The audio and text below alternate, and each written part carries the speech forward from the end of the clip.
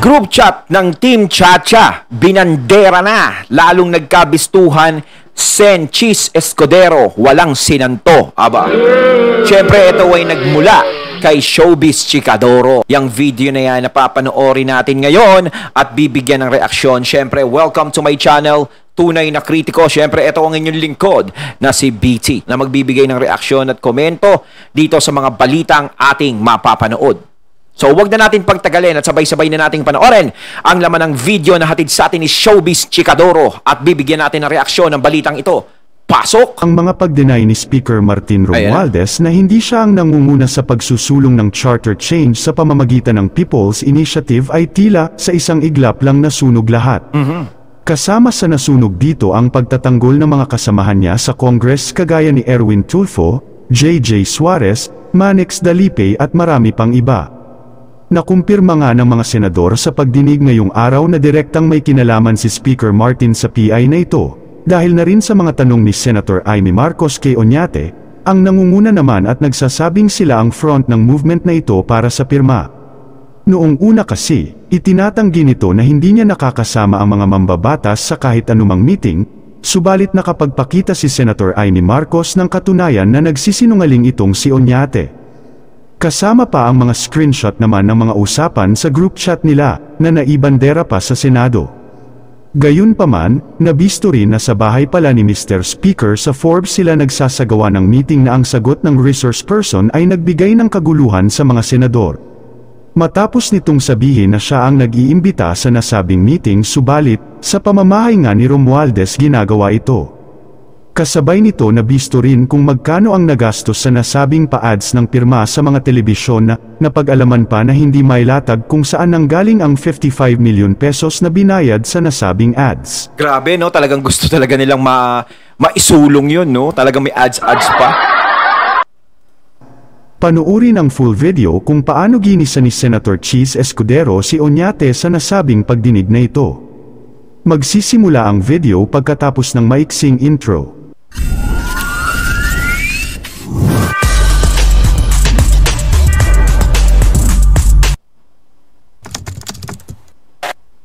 Trito, kung saan kami punta at makakuha ng madaming pirma. Last 2 points, Madam Chair, if you will bear with me. So, yung tagumpay ninyo, thus far, na nakakuha na kayo na mahigit 3% sa mahigit 200 distrito, hindi nyo po magagawa ito ng kayo lamang kung wala ang tulong o administrative support, advice ng mga kongresista. Malaking tulong po ang nagbibigay ng mga kongresista sa pag-identify kung saan kami kukuha ng mga signatures. At kung wala nga po yun, mahihirapan tulad ng mga nakaraang karanasan ninyo. Magagawa naman po pero medyo matatagalan. Hindi kasing bilis tulad ngayon. Hindi kasing bilis tulad ngayon. Ano daw? Sabi niyo magagawa naman, pero kung wala ang tulong ng kongresista, hindi kasing bilis tulad ngayon. Mas mabilis kung may tulong ng kongresista kung pinpointing to us where to get the signatures. Kasi madaling maipapakalat yan, kailangan mo ng pahintulot. So pag binigyan ka ng pahintulot, no, siyempre, mga kongresista, siyempre, mga kanya-kanyang lugar yan eh. Kung sila yung mag-ano niya, no, sige, papirmahin nyo ng dyan, siyempre, mas mataas sila. So, papakinggan sila ng mga nasa lugar-lugar nila. Pero kung wala talaga na nasa likod niyan, yung mga walang kongresista na nasa likod niyan, ang hirap niyan, ang hirap isulong niyang pirmahan na yan. So, kaya naging madali yan, tingin ko, nga, meron talagang ganon, may pahintulot. Ang tanong na lamang po, yung 55 million na ginastos nyo para sa EDSA Puera ad, saan po galing yon? Ako po ang nag-provide noon, binigay ko yung cash kay Mr. Greg Garcia. Yung aming PR, siya yung aming si Greg PR. pa gumawa nun? Oo. Saan po galing yung 55 million? Pera ko po yun. Wow! Yusan sa akin ng mga kaibigan, mga supporters namin. So mga $1 million po yun, di ba? Wow, sana lahat nabibigyan ng ganun, no? Ang supporters. More or less po, opo. So personal, magkano po sa 55 million ang pera ninyong personal? Mga kalahati po nun. Wow! So mga 26? Wow! More or less. Sorry, mali. More or less. 55, mga 27 Mga 27, 28, mga Sorry, ganon. lang po ako, hindi Tama ako ba? major tulad ni Senator Pimentel. Yung kalahati, saan galing yung bulto? Ano yung pinakamalaking contribution? Yung bulto nga po, ako po ang nagpondo nun. Yung kalahati na nga po. Yung kalahati, maraming mga contributors. Mga tigmo donors. magkano po? May mga nagbigay ng 1 million, may nagbigay ng 500,000, may nagbigay ng 2 million. Wow. Pwede niyo po bang banggitin kung sino yung mga nagbigay ng milyon? I don't recall right now. Pero pwede ninyong handa naman yung committee tanggapin. Ibig sabihin, nagbibigay sila ng gano'n, no? Talagang gusto nila maisulong yung dapat isulong. Sige, magbibigay kami dyan para maisulong yan. Eh, kanino naman talaga magkikredit yan? Siyempre, doon sa mga nagbibigay talaga. Ganun lang naman yan eh. No, hindi ka naman gagasto sa isang bagay, no? Sa isang kung ikaw ay walang mapapakinabangan. Tama ba ako o mali? Bihira sa mga tao ang nagbibigay pinang walang kapalit. Napakabait mo nun. Bihira talaga sa mga tao ngayon, sa panahon ngayon. 'Di ba? Lalong-lalo na napakalaking pera, napakalaking halaga. Grabe. Can my lawyer be the one to answer that? Who is your lawyer, by the way? Is Attorney Abisado who seems to be coaching you Kasi here ninenervyos siya as your counsel or as a resource person? Madam Chair, I really apologize. Please, because Mr. Noel Oñate has difficulty hearing. That's why I keep on repeating what the good Senator Escudero has been asking. Thank you, sir. I just relay, Your Honor, I do not coach. I'm really sorry. So may we know that the million peso contributors, yung 1 million and above lang po. I have to ask them if I can give their names. Sige, dahil ang problema dyan, di ba may donors tax din dyan, Senator Cheese? Yan yung mat major, Nagbayad ba sila ng donors tax? I can compute the amount because that's math. Pero ang tanong legal eh. No, kindly- there should be my opinion, Madam Chair. There should be Kindly inquire, sir, if they consent. 6%. And we will also research if we can compel. The reason why perhaps the committee can compel disclosure is because, public interest demands accountability and transparency. Hindi ito isang bagay na kinakahiya. Tulad nga ng sinabi ni Congressman Garbin kanina, noon pa niya paborito, noon pa niya gusto to. Chairman pa lang siya ng Consti Amendments. And in fact, it's the first time that I see, I thought Congressman Garbin was one of your lawyers, but apparently he's one of the conveners. But it's the first time that I saw him. So, this matter of PI, if you really believe in it, it's not something that you should be ashamed or embarrassed about. The same is true with your donors.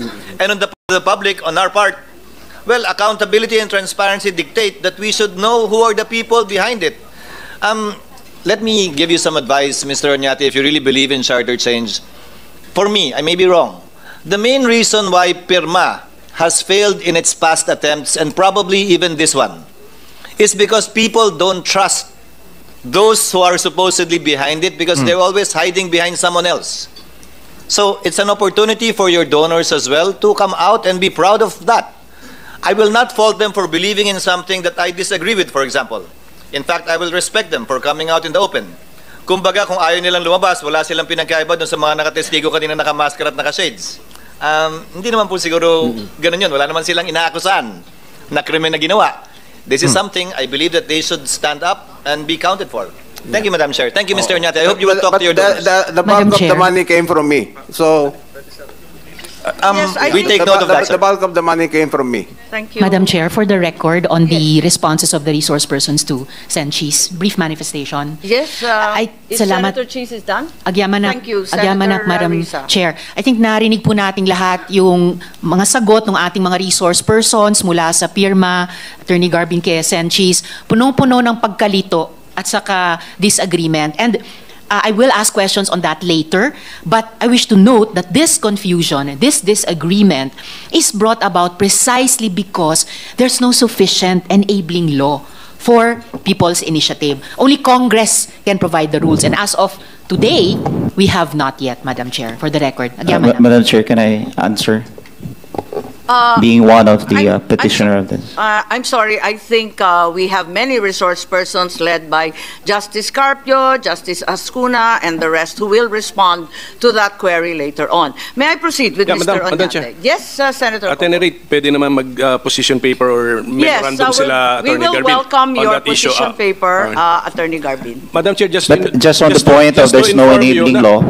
He's not This recognized. is a matter of debate, and we simply sige. have no time at this hearing. There's a developing consensus over here, Madam Chair, that we can compel our resource person, Mr. Oñate, to divulge the names of his donors.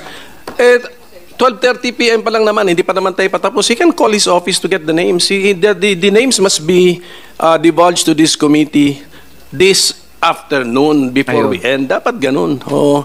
Kasi tama, narinig namin Gusto talaga nilang marinig diyan na ibigay kung sino-sino yung mga taong nasa likod doon nagbigay nung kalahati nga nung yung 55 million na yan. Ang laki nun, no? Kung kanino yon. Pero sa tingin nyo, mga katunay, magsasalita ba kung nasasabihin yung pangalan na ako po yung nagbigay, ganito, ganyan. Ako. Kay Senator Cheese, and I hope Mr. Oñate agrees with Senator Cheese, public, ganun to eh, public issues, wag mahiya yung nag-donate. Oh. Yeah, Mr. Senator, I already... Kasi mas maganda paniwalaan talaga kung talagang ilalabas kung sino yung mga nag-donate. Ngayon, kung wala talagang kinalaman o hindi naman galing sa pera ng bayan, yung na-donate na yan is okay naman kung mapapatunayan. Diba? Na, ibang tao pala yan, yung pinakamayamang tao dito sa Pilipinas, diba? Sila yung mga nagdo-donate dyan. Eh di para malaman natin na gusto nila isulong isa sila sa mga gusto magsulong. Malalaman na Senado yan. Ikaw pala, gusto mo kaming tanggalin, ha? disclosed or already admitted that the bulk of the money came from me. Pero kalahati So lang po you have a partial compliance. We need full compliance. So, Kasi yung mga ibang amount naman maliliit na. di bali po, ako na po magsusuma total doon sa sige po. Yung 27.5 million ng ating account po. Sige po. Okay, So, what do we do with that matter, Madam Chair? I think we should compel the... Alam niyo kung yung 27.5 million na yan or 55 million na yan, something chenes, is kung ipinantulong nyo na lang sa lahat ng mga taong bayan yan, no? Ang laki pa lang nagawa niyan. We That's should now a compel the- motion, and Yes, we therefore compel Mr. Oñato to produce the said documents at the soonest possible time. Yes, Attorney Avisado, please. Yeah, you have to give me time to talk to them kasi ako naman lang mapapahiya sa mga kung banggitin ko yung mga pangalan nila, Kasasabi lang po ng minority leader before 2 p.m. sana this afternoon. Magsesesyon pa kami At saka madali naman yun Madam Chair, Naka-record naman yan. may I be allowed to ask a Po. few questions to Mr. Oñate? I'm sorry, Congressman. I think our rules don't allow resource persons to interpellate po. Okay lang? Okay. But everyone Sumakuleta. agrees to Thank suspend you. in your case. Thank you, ma'am. Thank you. Mr. Oñate, alam po ninyo yung kahalagahan ng initiative na ito at kakailanganin niyo maraming resources dito. Hindi po biro-biro ito, tama po? Yes, I agree. Yung pagpapapirma lamang po, Mr. Oñate, kakailanganin niyo hindi kukulangin ng 8 milyon para ma-address niyo yung threshold na 12% ng ating total registered voters. Hindi po ba? 12% of our total number of voters is about 8 million. Oo nga po. Ngayon, meron po tayong about 257 legislative districts. Alam po ninyo yun. Kailangan po ninyong masatisfy yung second threshold na 3%. Kaya napilitan kayo, ayaw nyo man siguro, na magpatulong na kayo sa mga representatives ng kani-kanyang distrito. Tama po ba yun? Yes, that's correct. Sapagkat nagiging practical kayo siguro, sapagkat sa inyo lang, siguro kahit na yung et al na ito, ilan po ba kayo? Kahit na siguro 100 kayo, mahihirapan pa rin kayo na pumunta sa iba't ibang dako ng ating kapulungan para magpapirma lang kayo. Lalo na kung ipaliliwanag pa ninyo, sapagkat hindi pipirma ang tao kapag hindi nila ganap na naunawaan kung ano ang kanilang pinipirmahan. Yung bahagi ng pagpunta sa kanila, pagpapaliwanag, yun po yung malaking panahon na kakailanganin ninyo. Kaya naisipan ninyong pumunta siguro sa mga miyembro ng House of Representatives. Tama po, Mr. Oñate? Tama po. Napakahirap yun. Mantakin mo, iisa-isahin mo. Diba, iba't ibang lugar. Siyempre, kakailanganin mo nga naman ang tulong ng mga representatives, ng mga congressman. Siyempre, hindi ka na maghihirap doon. Kanya-kanya na, kumbaga, sige, kanya-kanya ng ano yan. Bigyan na lang natin ng ganito. May papipirmahan kayo. Parang gano'n na yan. Kung sino yung umoo, yun na yun. Ibig sabihin, kung sino yung, representative ang umoo sa ganito. Sige, dito sa lugar ko, ganito, ganyan. Gano'n ang mangyayari. Yun ang pinakamabilis na paraan. Hindi yung iisa-isahin nila. Tama nga naman si Kong Marcoleta. Kung talagang sila lang yung babaybay sa iba't ibang lugar, napakahirap yun. Kasama pa yung pagpapaliwanag doon. Doon pa lang, ubus oras ka na. Siyempre, sa madaling paraan, humingi ka sa mga representative ng tulong para sa kanya-kanya nilang lugar. Ngayon, kapag umuo sa'yo, di jackpot! Nakalimutan mo akong puntahan, di ba? Uy, hindi pinuntahan. Kasi hindi. Ngayon, dahil wala akong Hindi ko district. po kayo kasi. Ngayon, ganito po, Mr. Oñate, meron po ba kayong nalalaman na batas na pinagbabawal po yung ginawa ninyo na makipag-ugnayan sa mga kongresista? Wala naman po kasi teka yung po, hindi People's po ako Initiative tapos is enshrined in our Constitution and it is Masakit the na right ulo. of the people to So wala make that pong, initiative. Yung po ang sabi sa akin ng mga lawyer. so wala pong batas na nagbabawal sa inyo, lalong-lalo na po kung kayo nagpapatulong dahil sa paniwala ninyo, ito ay isang bagay na kinakailangan ninyong gawin. So lumapit po kayo, paniwala ninyo na wala namang batas na nagbabawal nito at hindi po kayo makukulong. Tama po. Tama po. Salamat po, Madam Chair. Thank you for all the leading questions. Maraming salamat sa ating kongresista. Napakagaling na abogado para kay Mr. Oñate. Ayun, at ating natunghayan ng video na nagbula kay Showbiz Chikadoro. At ayan, nakita natin yung Senado, no? Talagang, medyo talagang nauutal-utal pa rin siya hanggang ngayon. No? Tama naman si Kong Marcoleta doon sa sinasabi niya na hindi magiging madaling paraan yon kung sila lang talaga. Kakailanganin talaga ng tulong ng mga kongresista. So parang nadulas na rin siya ron. Diba? Nadulas na rin yung tinanong ni Kong Marcoleta. Ay, nako. Kayo mga katunay na masasabi nyo tungkol dito. Comment lang po kayo sa comment box. So once again, I'm BT and I'm out. Peace.